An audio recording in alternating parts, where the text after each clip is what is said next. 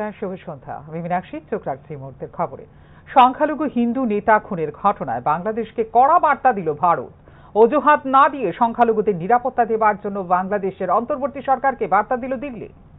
বাংলাদেশের সংখ্যালঘু নেতা ভবেশ চন্দ্র রায়কে অপহরণ করে খুনের অভিযোগে কড়া প্রতিক্রিয়া ব্যক্ত করেছে ভারত। ইউনুস জমানায় ওপার বাংলায় সংখ্যালঘু নির্যাতনের একাধিক অভিযোগ উঠেছিল অতীতে। এই ঘটনায় ফের একবার বাংলাদেশের আইন শৃঙ্খলা পরিস্থিতি নিয়ে প্রশ্ন উঠতে শুরু করেছে অন্তর্বর্তী সরকারের আমলে।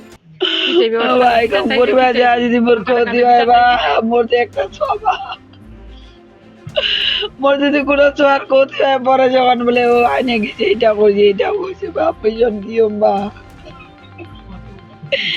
ছোয়ার আসি বা হালুয়া স্বামী হারানো বা পরে আমার বেটা তারা পরে কেউ নাই বা ছোয়ারা মোর বেরিয়েছে রে নাই বা 4 বছরের স্বামীটা গেল কালকা।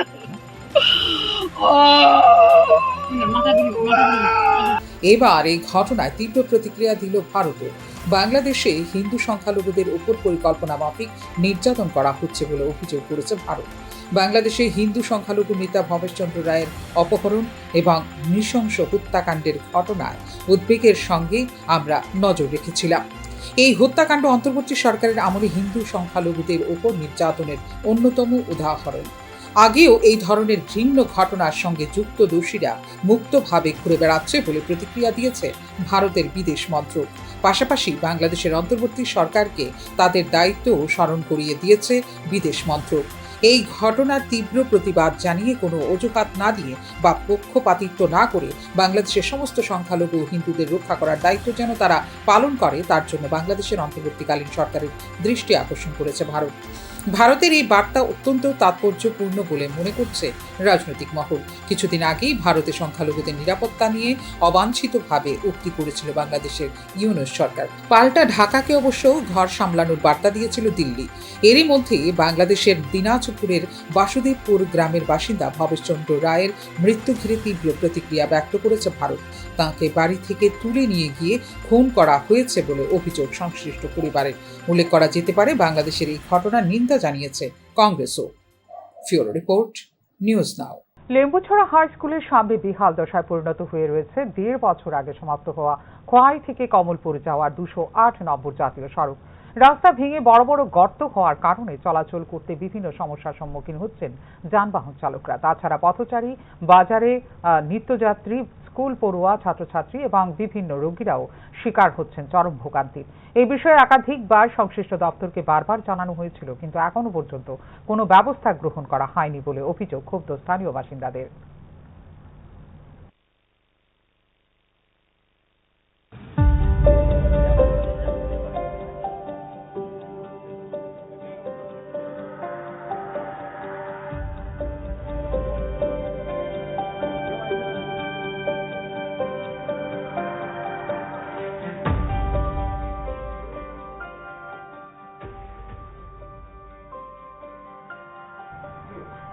রাষ্ট্র আর এখন কল্যাণকামী রাষ্ট্র নেই।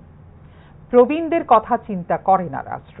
ত্রিপুরা গভর্নমেন্ট পেনশনার্স অ্যাসোসিয়েশনের 51তম প্রতিষ্ঠা দিবস ও সুবর্ণ জয়ন্তী সমাপন অনুষ্ঠানে এই মন্তব্যই করেন উড়িষ্যা হাইকোর্টের প্রাক্তন বিচারপতি শুভাশিস তলাপাত্র। কর্মচারীদের জন্য ইউনিফাইড পেনশন স্কিম যা লাগু রয়েছে ত্রিপুরায়, তাতে রয়েছে শুভঙ্করের ফাঁকি বলেও এদিন জানিয়েছেন প্রাক্তন বিচারপতি শুভাশিস তলাপাত্র। আগরতলা স্টুডেন্ট হেলথ হোমে আয়োজিত হয় এদিনের অনুষ্ঠান।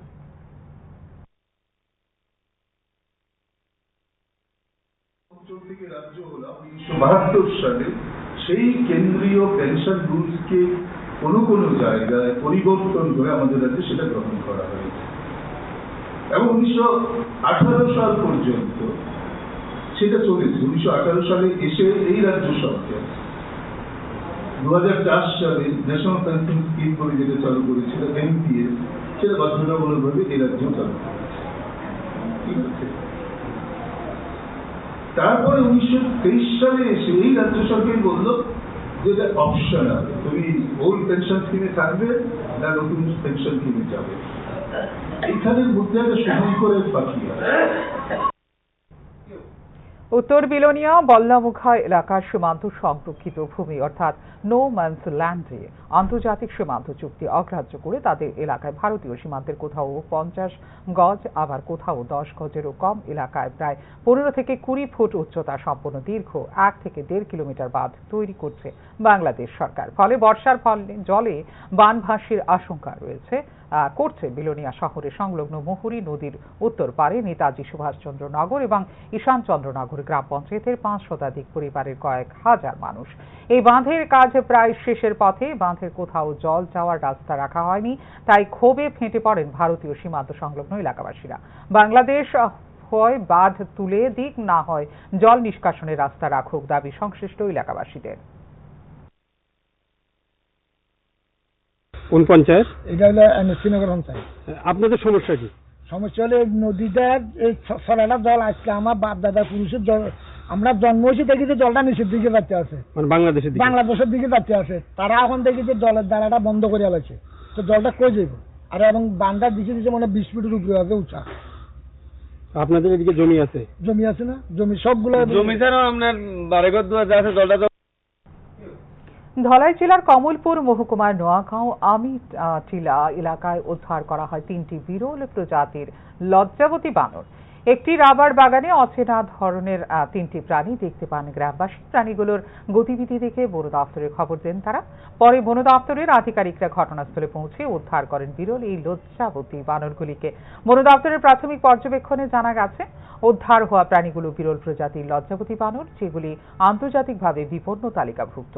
এই ধরনের বানর আমাদের রাজ্যে খুবই বিরল। কিভাবে এরা এখানে এলো তা খতিয়ে দেখা হচ্ছে। বন দপ্তরের হেফাজতে তাদের চিকিৎসা ও পর্যবেক্ষণের ব্যবস্থা করা হয়েছে বলে জানিয়েছে বন দপ্তরের কর্তৃপক্ষ। কি পেলেন, কোথায় পেলেন? আমরা রাবার বাগানে রাবার গাছ পোস্ট নেওয়ার জন্য গেছিলাম। যাওয়ার পরে দেখি গাছের মধ্যে 3টা বানর। একটা কোন জায়গায়?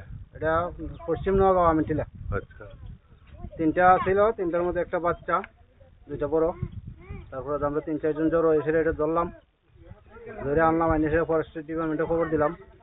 তারা কইতেছে আইতেছে, আমরা এদিকে খাওয়ান টাউন দিছি, এখন মোটামুটি সুস্থই আছে। ধরার সময় আমরা একজনটা খামরও দিছে। কি প্রজাতির বাদর জানতে পারলেন? আমরা এটা লজ্জাবতী বানর। এই জায়গাটার নাম কি? নোয়াগাঁও, পশ্চিম নোয়াগাঁও। এখনকার মতো এই মুহূর্তের সংবাদ এই পর্যন্ত। অন্যান্য আপডেটস দেখার জন্য অবশ্যই নজর রাখতে হবে নিউজ আর পর্দায়। নমস্কার।